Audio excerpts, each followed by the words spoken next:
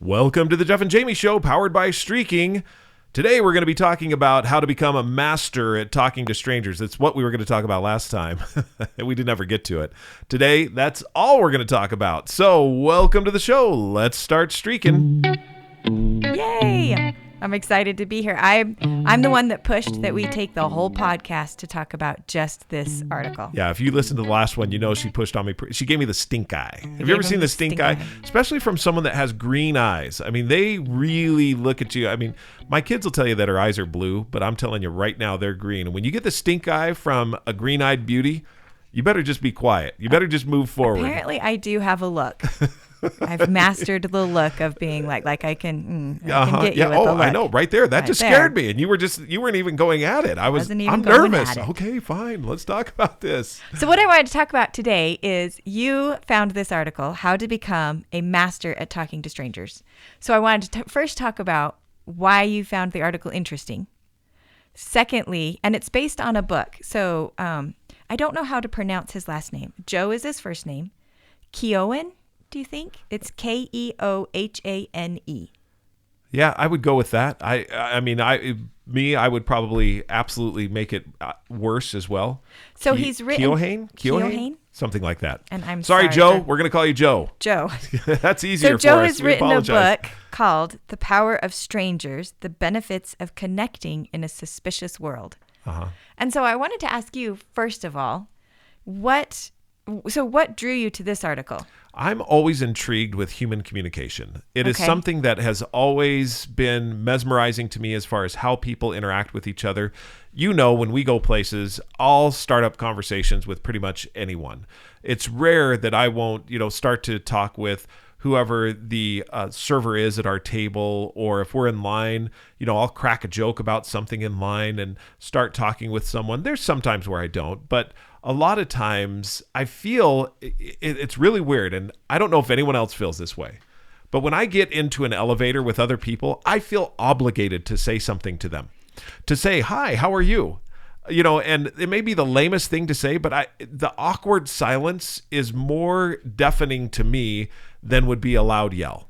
So there's something about being in proximity of people that feels like I need to talk to these people. For me, need to communicate. There's some people, I don't know if everyone feels that way. Do you feel that way? I do. I feel that way. Do you really? I do. And the reason, so I had two thoughts as you were talking, is that one, I was asking myself, is this something that everybody feels, or is this unique to your personality because you're more outgoing?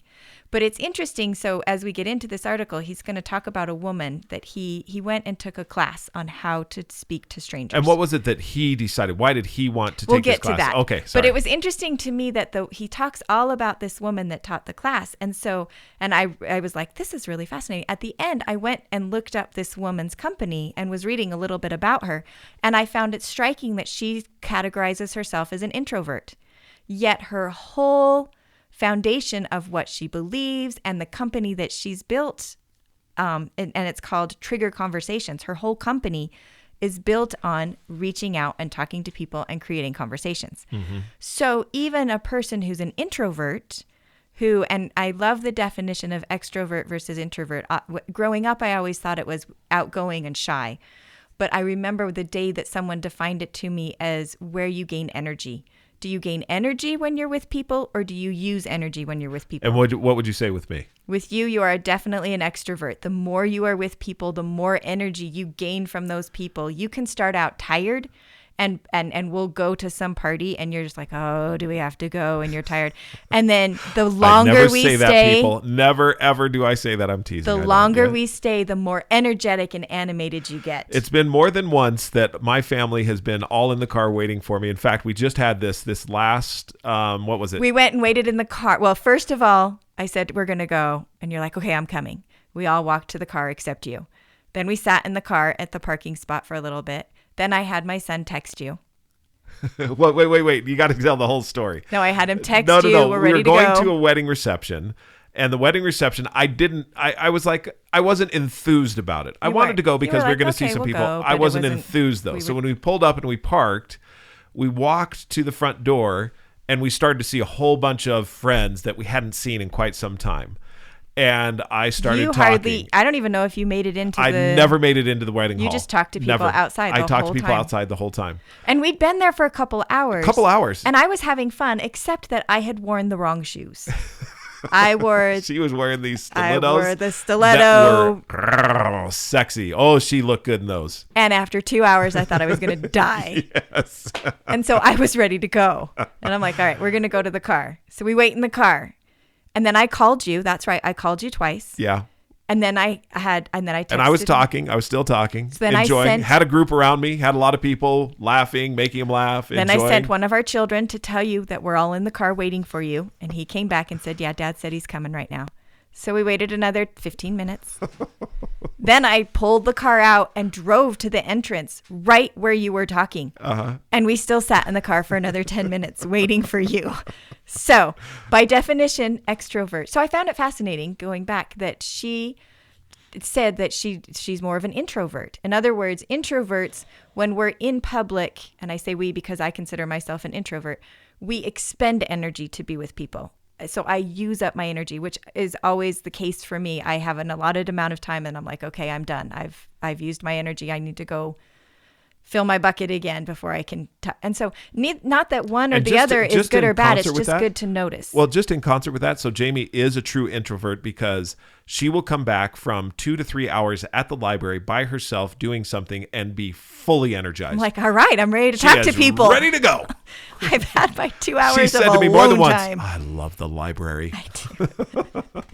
So isn't it great that both are needed? Yes. And that you can be an introvert and still be outgoing. Yeah. And you can be an extrovert and still sometimes need to work on ability to talk to people. We are yin and yang, baby. Yes, we are. So this attack to you because you're like, I'm always interested in human communication. I'm always interested in why we would talk to strangers. Right. So this was how he started, is that he is an author and a journalist. And by the way, as we get started on this, just know that yes, this does apply to streaking, and we will talk to you about how that is. So this is what I love about what we're doing with the show is we can talk about anything and it's powered by streaking. So I'm going to take today and do a little bit of a deeper dive than what we normally do into one subject and then talk a little bit about that's the what. So where's the how? How can we get better at this? And that's where I believe that streaking is the how. It's the answer to, okay, absolutely. I want to get better at talking to strangers. Yeah. So why do you think we don't talk to strangers? I think that it's just awkward. I mean, it's tough. It's how do I find common ground? What is it that I talk to them about? What do I say? When do I need to say it? You know, are they going to think I'm weird? I feel self-conscious. Okay. So I'm insecure. Any number of things. Any number of those things. I don't know. Is that what you think? Yeah, it's interesting when he asks the question, he says, why don't we talk to strangers? It's interesting because he says, the answer I heard over and over again from experts is simply that we don't talk to strangers. That's it. We just don't. We don't.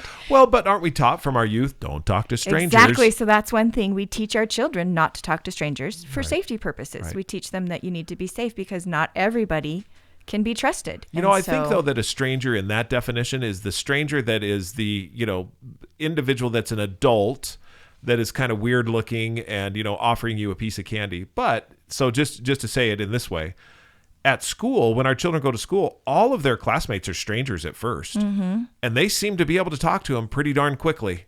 Children naturally want to talk. Children do things more naturally than what So avoid the weirdo. But the thing about it is really looking at it and saying, notice that in class, all of them are strangers at first. And now even Chance, who started a new school, has all kinds of new people, now has friends because he talks to strangers. That's, I think, that's the context of what we're speaking. Is that right? Yes. Yeah. Just being able to. So why is it a benefit to talk to strangers? Why isn't it okay to just go through life and be like, look, I've got my trusted people that I talk to. I don't need more than that. I'm good. Where's a benefit to talking to strangers? And is this rhetorical or do you want me to answer? No, I want you to answer. Like, what do you feel like? I have found that more good has come from talking to strangers than not that anything else, but I just found that than being silent. That's what I was going to say. Okay.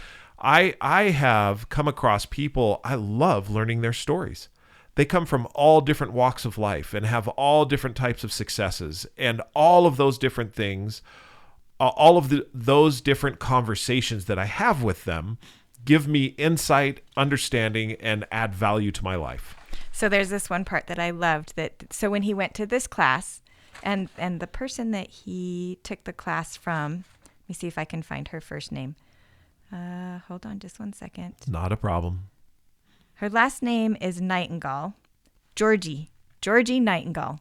So he flew to London to take this class from Georgie Nightingale. Does it say how he found out about this class, or is it just he found some? It doesn't. She has a company called Trigger Conversations. And so he found out about it. And this is what she offers. She offers classes on teaching you how to talk to strangers. Okay. And so one of the things that she said, and I thought this was deeply profound, is she said, everyone is interesting, but it's not up to them to show you. It's up to you to discover it. Isn't that great? That is. First of all, I just love this idea of recognizing that every person is interesting. Everyone has value and is inherently interesting. Like you said, everyone has a story. Everyone has a background. Everyone has something worth sharing and contributing. But it's not their job. It's not up to them to show it to you.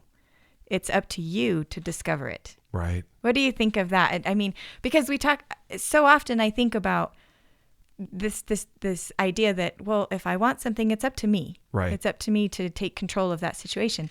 But in this situation, talking with people, if it's up to me to show them that I'm interesting, that doesn't come across well. We don't necessarily like the people that feel it's important to show us that they're interesting. It's better to be interested than interesting. And that was another part of this article. It talks about how often we are so willing to talk about ourselves. Yeah. That we almost will talk about ourselves 2 out of 3 times more often than we will talk about somebody else.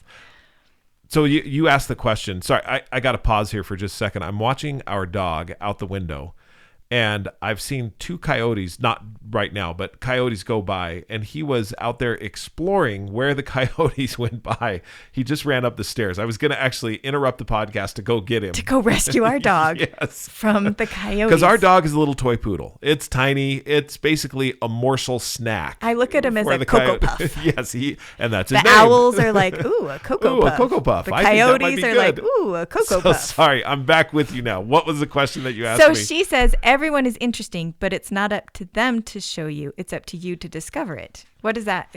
How would you respond to that? I agree. And I think that there is skill in how you discover that.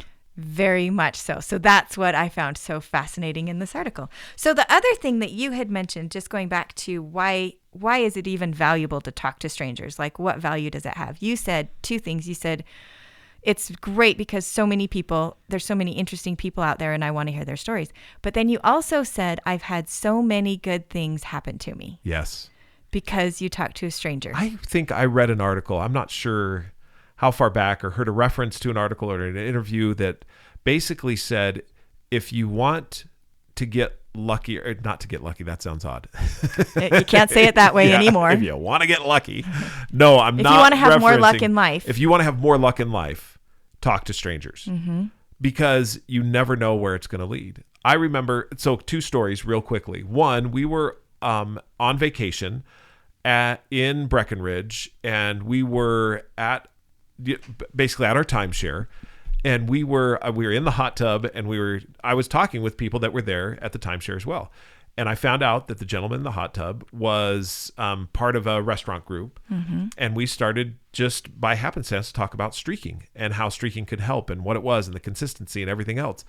And that led to a great contact, someone else. Another one, so second story, I was online, and one of my streaks is to make at least one contact via LinkedIn on a daily basis. So I did that, and I think I told this in a previous podcast. However, that talking to stranger, or that connection, led me to talking to an individual. His name is David, who at the time is a total stranger. And now he and I are connected and have had one conversation, and are going to have several more, about what we can do to teach leadership skills in developing countries. Mm-hmm. I mean, it's those type of things. Well, that never would have come had I not been talking to strangers. Now, obviously, we'll talk about the streak in a second, but that's what comes to mind. And that's awesome. So this is the other thing that he said. He said, I have spoken to a lot of college professors who lament that their students struggle to make the sorts of serendipitous social connections that will serve them so well once they start their careers. So in other words, this whole idea, and I believe truth, that as we communicate with other people, we learn more about them, but then also we connect on things that we're interested in, and opportunities are presented because we talk to a total stranger that we would have completely missed had we not had the chance to talk to that stranger. And that not only is it something that's fun to learn interesting things about people, but also has this huge level of value, both intrinsically on a personal level, but also on a professional level. Yeah, absolutely. And so I thought that was great. So as I'm just curious for you, because as a person that expends energy to talk to people, do you find yourself talking to strangers? I mean, have you done that, or do you have to be very So what I feel like you're asking me is, as you know, why did I find this article interesting? And for me, it was recognizing a need that needs to be filled. So first of all, I'm an introvert and I like gathering energy from being alone, but I also recognize that I can spend too much time alone, or maybe it's not spend too much time alone as much as it is get too caught up in all the things that I need to get done. Does your battery get too full? Are you do you boil over with energy? You need to expend some of it. It's not that I boil. So it's an interesting thing. Here's what happens is I get focused on the list of things that I need to get done. Yeah. And these people are getting in my way. I feel bad saying that. I really do. But it's also recognizing. And by the way, it is she really does feel bad for saying that. I do feel bad for saying that, because what I've come to you've recognize. come across so many great people in your life, and you love them and you enjoy them. And I know that your friends mean a lot to you. Well, what I've come to realize too is that my task list of getting things done only brings me a certain amount of joy. And it's not as much as being with people does. Isn't that interesting? So I think in my head that if I get all of these things done, and if I get it done really organized, and I'm on top of my game, and I know what I'm doing, that I'm going to feel good, and then I'll have time for the people. I'm just embarrassed that I'm saying this, but this is true. Maybe I'm hoping there's other people out there that are like this. This is one of the things I love about you, is you are vulnerable. And that is all there is to it. You will absolutely tell it like it is. You are not a person you do not work well with hyperbole or duplicity, and you are fully transparent. That's who you are. So I read this article. All of you folks out there, if she says she's your friend, she is absolutely truthful about that. She's not just saying it to be flattering. So as I read this article, I recognized. Are you flushing? Yes, is your face a little bit? Okay, go ahead. I got a little too vulnerable out there. But as I was reading it, for me, it was recognizing exactly what you said is, one, it's a skill. And two, it's one that I want to get better at. And three, setting a streak can help me. That was the thing that I thought. I'm like, okay, I can set a streak around this. Because as I read this article, I thought, this is going to take me some practice. I'm gonna this thing here, this dang thing here is going to take me some practice. So this is great. He talks about his journey, and what he did is he went and took a class from Georgie Nightingale, who teaches about how to have conversations with people. And so it starts out, it says, the hardest thing about talking to strangers is initiating the conversation, approaching someone, making them feel safe, and quickly conveying the idea that you don't have an agenda, that you're just being friendly or curious. And so that's one of the things that inhibits us as we want to talk to strangers, is this initial, the beginning of it is hard. Yeah. And there's so many, like what you said, why do I not talk to them? Well, they might think I'm weird, or what if I say something wrong, or what do I say? Like, how do I even get the conversation started? Skill? Exactly. And so one of the things that I find in talking to strangers, because my profession is sales, and I've been in sales for a long time, there is always the feeling of an ulterior motive. Especially in sales. Right. Anyone that you find out that you're a salesperson, it's like, you're going to try and sell me something. Be careful. They're going to try and sell me something. Mm-hmm. What I have found, and what I love about the content of Franklin Covey's content and helping clients succeed, is that we have a guiding principle, which is your intent counts more than your technique. And if my intent is truly to find out about someone, if my intent is really genuine curiosity, that will come through. And that is where I believe I have to start with talking to strangers. is my intent is to truly learn who they are and see them as an individual and value their story. That is exactly, as I read this whole article and talking about where is the value, because at one point, Nightingale says that she truly believes that having these conversations, this is how she says, they're, hold on. She came to believe that being able to talk to strangers is important, that making a practice of talking to strangers could offer more than a jolt of good feeling for an individual. There was joy in it, profundity, real communion. If practiced widely enough, she believed it could help repair a fracturing society. We're not just talking about a few individualized things, she says. We're talking about a different way to live.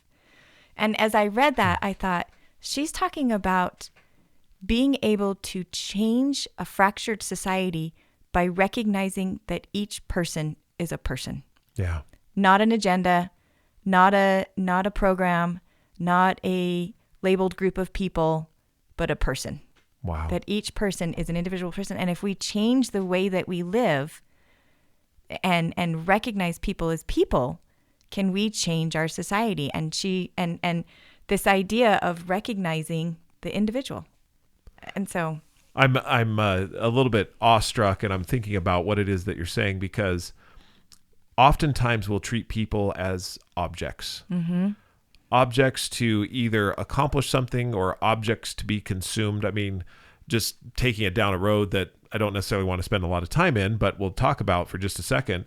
Pornography is something that treats people as objects. Totally. For your own, it's a very selfish, just... You're right. I'm going to use you as an object to get something that I want. And it dehumanizes people, and it makes them so that now it's not someone, it's something to be consumed. And what I hear with this is, as you are considering people as people, that each one has a mom and a dad, that each one has desires and wants, that they also have disappointments and difficulties, that each one of these individuals is valuable. And in that value, or that value comes shining through when I genuinely, with real intent, want to know a little bit about you, who you are. I don't need to know your life story. I don't need to know everything per se. Mm-mm. However, seeing you, and that's what, saying that word right there, seeing you as an individual, actually seeing you as a person, and genuinely being curious about your life story and where you've been and what it is that you've experienced. Or even as simple as, why are we in this restaurant together or standing in this line together? Right. All of those things unite us and bind us together and help us to appreciate differences, celebrate differences, and know that we all belong to the human family. Right. To learn from those differences and, like you said, to be able to appreciate them and have those differences be something that brings us together, not something that pulls us apart. What was the one book that you were reading that was about apartheid and how they wanted to, and you don't have to name the book, but it was, they wanted to keep people in tribes because by keeping them separated, made them war against each other. They were easier to control if they were fighting amongst themselves. And so you make sure that those differences are constantly being talked about and that you recognize that one tribe can't possibly get along with another tribe. If they can keep fighting, then apartheid was easier to make happen because they were never functioning as a group. They weren't seeing themselves. They weren't seeing each. They were seeing them as a group. They weren't seeing people. They weren't seeing people as individuals that each have pain and sorrow and joy and happiness. All of those things together. So, I mean, we went kind of deep there. Deep dive. I went way deep dive. However, it's the laughably small thing that can begin to repair those significant wide breaches. So it's so great you say that, because she's like, okay, so where's the first lesson on learning to talk with strangers? It was in small talk. So how do you, just initially, how do you feel, and as I say the word small talk, what is your response or feelings or reactions to small talk? So small talk for me is tough because I feel like it's meaningless. Okay. I mean, it is difficult when I'm, for example, let's just take, I'm at a at a party where I don't know a lot of people, right? And barely anyone. Or you and I, we've been at these before, like it's a fundraiser gala. Right. And I really don't know anyone around. I just feel awkward as all get out when I start talking with someone because it's small talk and I'm almost looking for the exit. Right. I'm trying to, okay, how do I get out of this conversation? I feel like I need to talk to you because these people are here and I should talk, but I feel fully awkward. Small talk and small talk is not for me. So this is great because it says a lot of people hate small talk. So you're not alone. Thanks. Which is understandable because a lot of small talk is deadly boring. Boring. Nightingale concedes the point. Yes, she says small talk can be dull, but that's because most people don't understand what it's for. It's not the conversation. It's the opener for a better conversation. So it's interesting to me because it's small. So where do we start with learning how to talk to strangers with something small? But we recognize it's not the end. It's the opener. It's the beginning. It's where we start. How often have we said that with streaking? You make it laughably small, laughably simple. It's the floor on which you stand to reach for something greater. It's not where you're going to end. It's where you start. And with the intent of going further. Great point. So she says it's a way to get comfortable with one another and cast around for something you want to talk about. That, she says, is why it's important to be aware of your response when someone asks you something like, "What do you do?" Which is often a common thing to start with small talk. Right. You are failing to understand what that question is really asking, which is this: what should you and I talk about? Yes. Isn't that great, though? Yeah. So she talks about, and this is great. They go on. Nightingale, studied a woman, Kate Fox, who is a social anthropologist who spent a huge amount of her time studying why people in England are fascinated with talking about the weather. Which I thought was funny because being in the United States is a little different, but I have heard so many jokes about people in Great Britain and that they talk about the weather.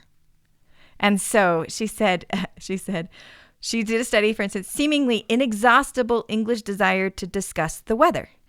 While some critics have pointed to this affinity as evidence of a listless and unimaginative people. So people have said, okay, they're listless and boring because all they're going to talk about is the weather. Fox argued that weather wasn't the point. Instead, it is a means of social bonding, a greeting ritual. English weather speak is a form of code evolved to help us overcome our natural reserve and actually talk to each other. The content is not the point. Familiarity, connection, and reassurance are. Once those are in place, then a real conversation can happen. Wow. So isn't that interesting that this whole idea, the weather is something that binds people in England together. It's something that they all experience. It's something that's common to all of them. They all have an opinion about it. It affects all of their daily, it affects their lives daily. And so it's not that they're talking about it because they've become boring and listless. It is literally become almost a ritual of how to open a dialogue, how to connect with someone on something that's familiar to all of us so that we can get to a point where we can have a conversation. Two thoughts come to mind. Okay. First, I appreciate people who will dive into a subject so significantly to identify that weather is how we bind ourselves together. That she spent so much time talking about. And also the other person about how diving into talking to strangers and how small talk is an opener. Yes. I appreciate people who will go to that level and get into the subject so deeply that we gain new insights, which is exactly what that was. Exactly recognizing that, look, this has, and instead of condemning us all for doing it, oh, here we go with the small talk again, or instead of dreading it, here we go with the small talk again, recognizing how it has a purpose. Yeah. Isn't it interesting how once you're able to look at something and say, oh, I know what this is. This is small talk. This isn't boring and stupid and completely not connecting me to anybody. This is opening the door. They're not asking about what I do. They're just trying to find something that we can talk about. You bring up such valid points because oftentimes I'll talk to people about streaking and talking about the laughably small and wonder why that they don't get it. They don't get that this is the start. I remember one conversation we had with a curious person that, or I want to call him a curious streaker. In other words, they didn't know they were a streaker yet, but curious in that they said, well, you're just limiting me. You're limiting, by saying you need to do something laughably small or laughably simple, you're limiting me. And that's only if you look at it as the ceiling. It's not the ceiling, it's the floor. Right. What I appreciate about the small talk here is being able to just change your perspective on it and look at it from a different point of view or a different angle. I now know that that's the floor of conversation. And from there, I can start to climb toward a better conversation. So instead of shunning it, instead of dreading it, instead of finding a way to get out of it, now you look at it and you're like, oh, I can embrace this because I know what this is. This is small talk. And we're trying to find something that we have in common so that we can have a deeper, more meaningful conversation. Absolutely. So then she talks about, okay, there's skill behind small talk. Okay, here we go. Now we're getting into the streaking part. And so the first part, now we're into my place. Let's do this. So the first part is to recognize that a lot of times we have a script. How are you doing today? Fine. Oh, good. I'm fine too. Script. No value has come from it. So it's the floor though. It's a little bit, except that there's skill behind it. And so recognizing you're like, okay, I didn't really gain anything from that. So I want to break that script. In other words, you ask a question that you're not really looking for a response for. You're just filling the space more just saying with words. Hello. Yeah, you're just like, hello. And you're acknowledging that both of you are exist in a similar space. In the same space. Yes. That's really what you've done. And so she says, so if you've got these scripts, how do you break this script? And I love this. She says, with specificity. I knew I was going to have a hard time saying this word. Specificity. Thank you. Specificity? Nope, not yet, but that's okay, honey. With being specific. There you go. You got it. Surprise. And anyone out there who's laughing with us, we all have a problem with that word, specificity. Good job. You're good at saying that. Thanks. I had to work at it for a long time because when you're on stage with 2,000 people staring at you and you want to be specific about specificity, yes, you better be able to get that word out. I'm going to practice that word a bunch of times. She says, for example, when someone says, how are you? Instead of saying, fine, how are you? And they say, fine. And that's the end of the conversation. When someone asks her, how are you? She says, I'd say I'm a 7.5 out of 10. And then she'll briefly explain why she's a 7.5 and then say, how are you doing? Or where do you feel you are? You know what? I would say I'm about an 8. So then she says what kicks in is mirroring. Yes. Do you remember when is we that talked what I just about did? Yeah, we talked about mirroring. You just mirrored. So you did exactly what she said. Instead of saying, well, I'm fine, you picked up on the cue, I'm a 7.5. And you're like, oh, I'm probably an 8. I'm probably about an 8 right now. So you automatically mirrored. But in all honesty, I mean, I said 8, but I'm actually at a 10 right now. Are you at a 10? Well, because I'm talking to my favorite person, doing my favorite thing, which is talking about streaking on a podcast. I love you. But isn't that fun that they recognized in this? Do you remember when we would talk extensively about negotiating? Yes. And he talked about how important understanding the skill of mirroring is. Yeah, it's the last 3 words that they say is you mirror that to keep the conversation going. Because in negotiation, especially when you're negotiating with terrorists or hostage takers, I guess you don't negotiate with terrorists, but hostage takers, that's who you negotiate with.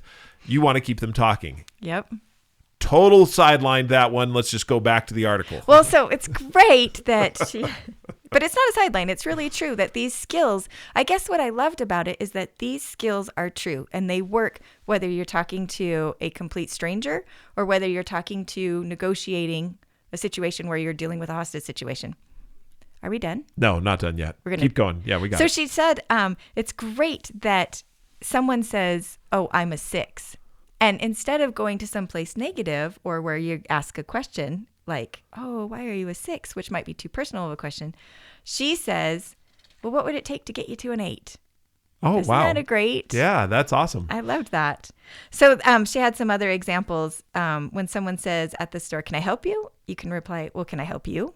Which I chuckled at this one because I've literally seen you do that. Have I really? Yes. When someone will be like, can I help you? And you're like, well, how can I help you? Just this and changing that around. Instead of asking someone how their day went, ask, has your day lived up to your expectations? Oh, wow. Isn't that a good one? That's good. All of these things require a certain measure of confidence to pull off, but they work. and they reveal a little nugget about each person. And so you can learn them. So now how would you apply streaking to this then? Is that where we're going to next? Because that's where I want to get to. Yes. Because you look at all these things, we have the what we need to do. And if I truly want to become a person, because the title of the article is How to Become. Mm-hmm. How to become a master. How to become a master at talking to strangers. So how to become a master, in order to become someone, you need to do something consistently, which is where we get into the streaking. So what I loved as I read this article was recognizing that the first thing that happened is him wanting to become better at something and recognizing it needed a level of intentionality. I'm going to pay attention to this a little bit. So he did a deep dive, took a class, wrote a book. Like, this became very interesting to him. But in all of it, what was required was practice. The opportunity to take it from something that was unconscious to something that was on a more conscious level. And then as we practice at that more conscious level, we become more proficient at that thing.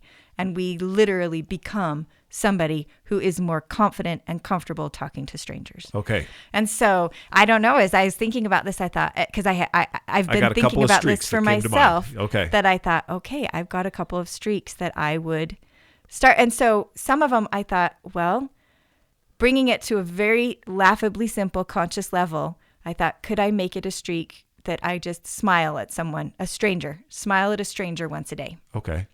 Now, is that laughably simple? Could I do that even if I was sick? But not like a creepy smile, right? But no, not like a genuine smile. No, and what is it that I'm doing? I'm noticing a stranger to start with, right, and making some kind of a connection. Okay, I got one for you. Do you remember the game that you guys played? We went to the mall one time at Christmas. Yeah. And you guys played the smile game. Mm-hmm. And the game was, we were at the mall, and this was before COVID, and it was at Christmas, so the mall was packed with people. And we had taken our kids shopping at the mall.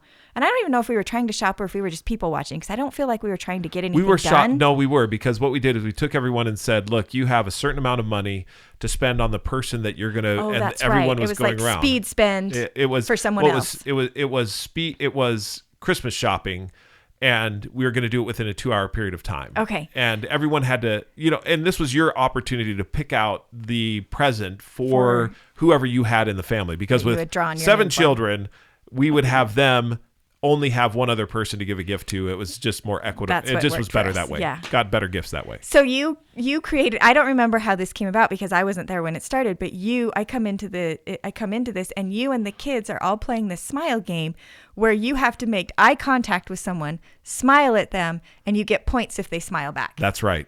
Wasn't that amazing? That was great. And what we found is there was skill to it. Yes. If you were walking down, and here's some of the things, just a little insight on this. If you were walking down the mall and looking at people and caught them in the eye and were smiling already, they wouldn't smile back at you.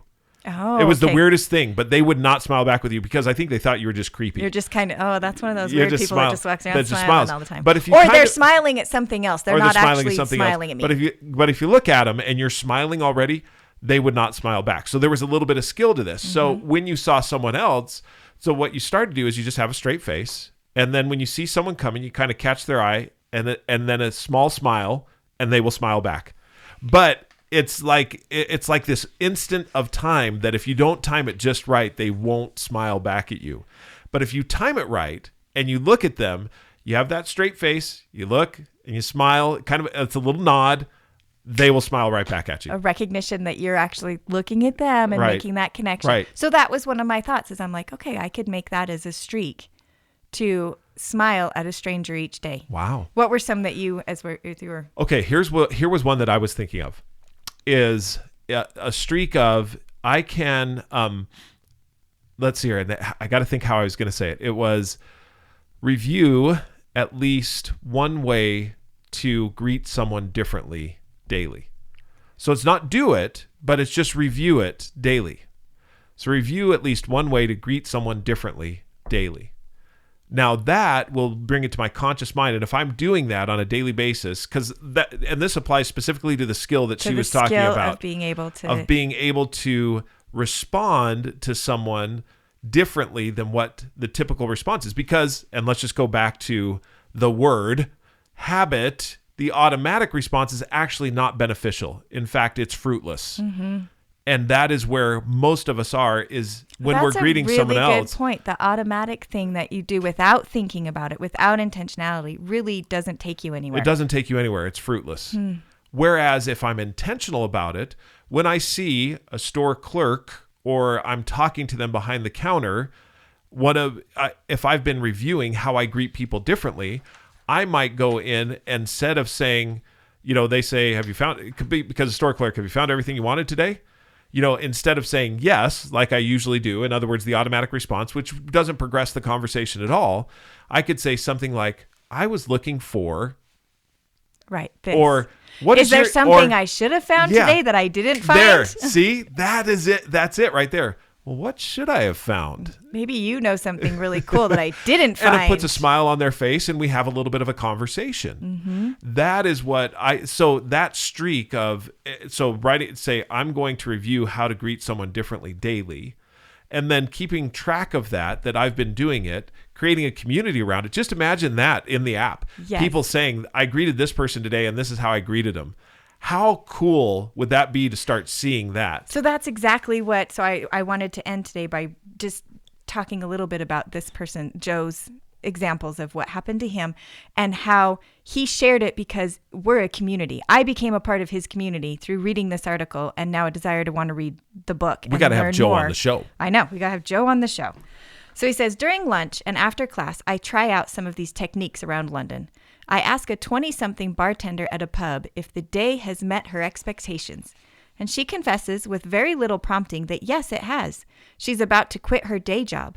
She feels she's been sold a bill of goods about the merits of a straight corporate career, and she's going to empty her savings and travel the world.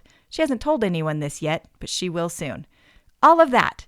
He got all of that from a simple question Wow. of, did today meet your expectations? Is that not awesome? And would you not want to ask more about that? And would you not want to start a conversation? And if you're an adventurer and you're meeting someone for the first time, it's like, I want to know more about how you're doing this. Yes. Then this second one, I really enjoyed this second. He says, at lunch at a Lebanese takeout restaurant, I asked the owner what menu item he's most proud of. Because that's what I want. So in other words, what's the best thing on your menu? He says, what on your menu are you most proud of? I loved that. He starts taking bits of this and that and dropping them into my bag. I tell him I grew up in a white neighborhood, and when I was a kid, a Lebanese family moved in behind us and used to hand us plates over the fence and what was at that time very exotic food.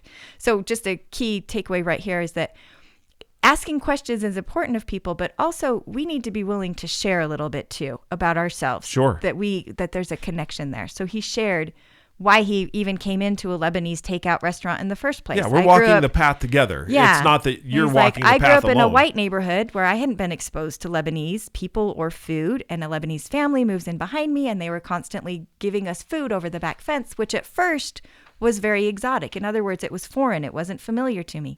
He goes, since then, Lebanese food has always been among my favorites. Curiously, when I eat it, I think about home. This, as Nightingale instructed, was me opening up the conversation with a statement, not a question. And he says, the owner tells me that in Lebanon, that kind of hospitality is a big deal. People always make a lot of food for visitors. And while he talks, he keeps dropping more food into my bag. When he's done, the bag weighs about 5 pounds, and he charges me for maybe a third of it. Wow. So just this connection that we have with people and how being able to talk to a stranger can make the world a better place. And that's one of the things that we're talking about as we're moving forward and looking at coming to, I guess we're coming up on the end of another year. And it's been a little bit of a bumpier year than I expected. 2020 started out unexpected, but when it ended, I was like, yeah, but 2021 is going to be better and we're not going to be dealing with all this same stuff. But it's been more bumpy than I expected 2021 to be. As we look at moving to the end of the year, we've been talking a lot about if you want to change the world, start with a streak.